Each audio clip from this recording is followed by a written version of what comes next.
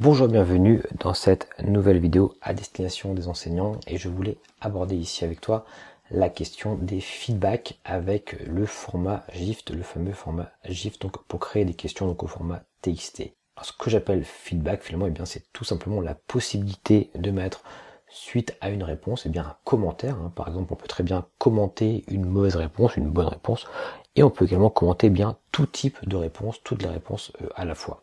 Alors pour que ce soit beaucoup plus clair, eh bien, je vais te présenter ici le nouveau fichier au format GIFT qui m'a servi donc à réaliser ou à importer les 5 questions. Et tu vas le voir ici, il y a de nouveaux éléments dans ce fichier GIFT.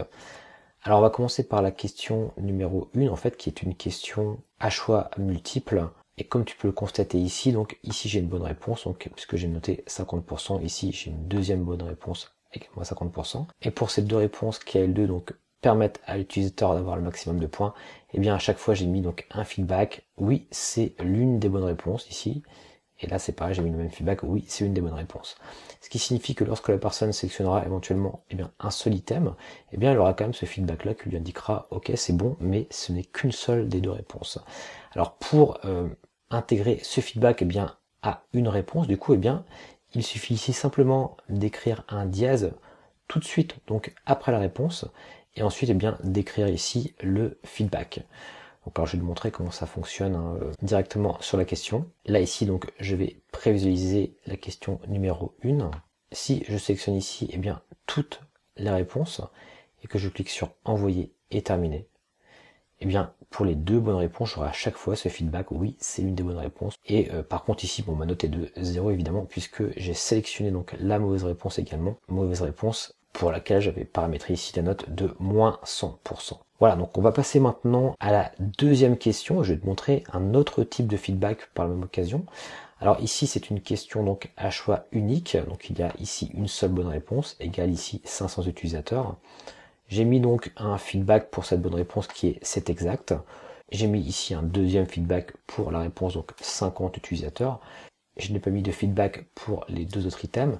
Et on va ensemble découvrir un autre type de feedback. Alors pour cela, je vais simplement prévisualiser d'ailleurs cette question également avec toi. Je clique à nouveau sur la loupe.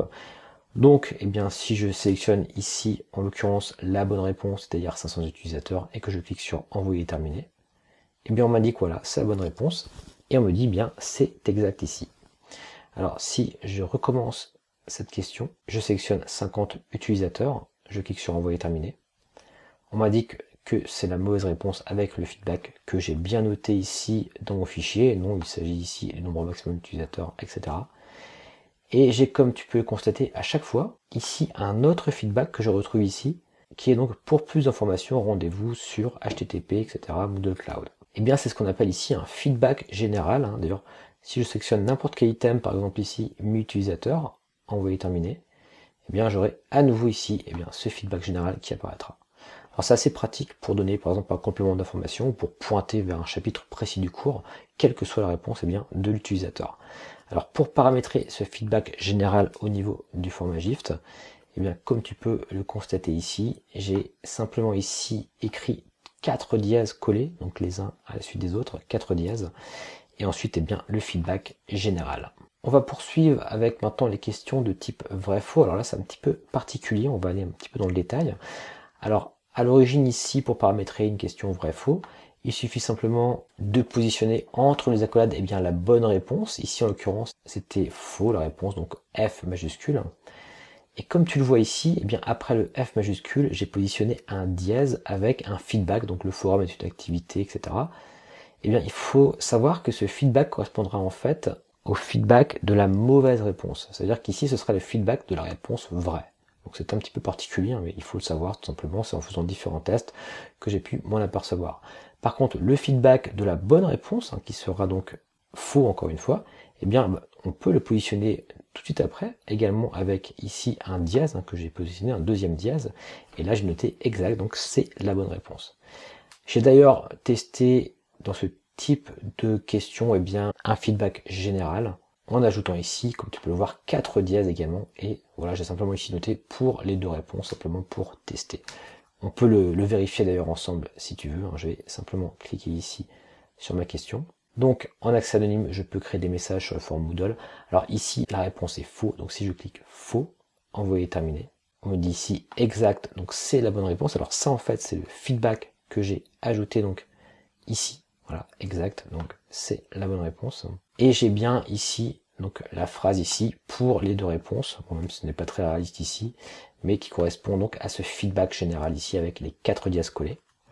Maintenant, si je recommence et que je mets ici vrai, envoyer et terminé, et bien là j'ai le feedback que j'ai collé finalement à mon F ici avec le dièse, donc le forum, voilà, est une activité, Moodle, etc. etc.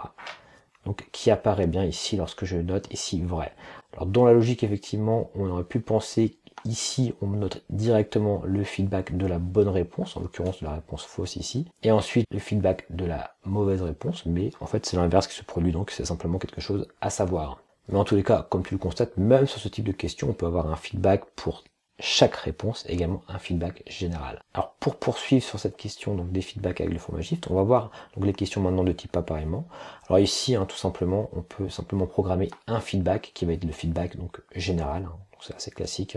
Et ensuite, pour terminer, ici je vais remonter un petit peu mon document, pour programmer des feedbacks pour les questions à texte court, eh bien c'est également possible. Ici donc la bonne réponse est Amazon, que l'apprenant doit écrire en toutes lettres.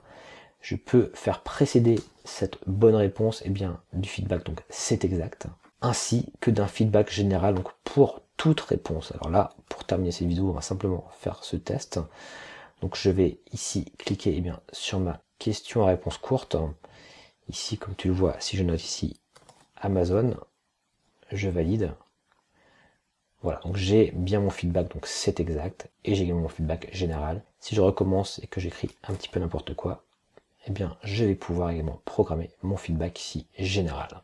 Voilà pour cette question de la programmation des feedbacks intégrés au format GIFT.